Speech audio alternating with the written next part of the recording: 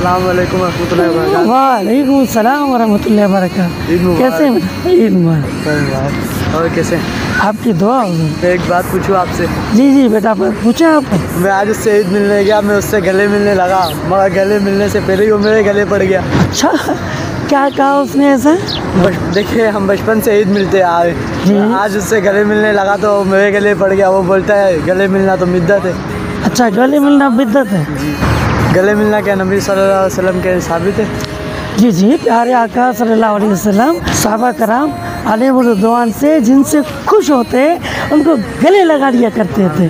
तो ये तो खुशी का दिन है। खुशी में अगर गले लगा, बिद्दत कहाँ से हो गई?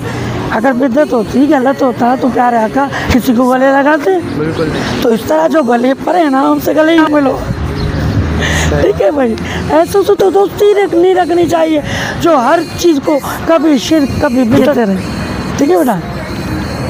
अल्लाह खैर, आपने मेरे को समझाया, मैं आगे उनको भी समझाऊंगा। उनको समझाएं, ना समझे तो उनसे दूर हो जाएं, वरना वो आपको कहीं ना समझा दें।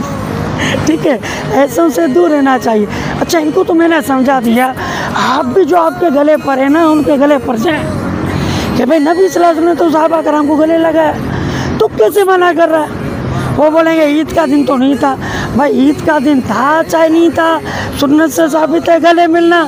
तो जो सुन्नत से साबित हो जाए ना, उसको बिदअत कहना, ये कहाँ से साबित है भाई?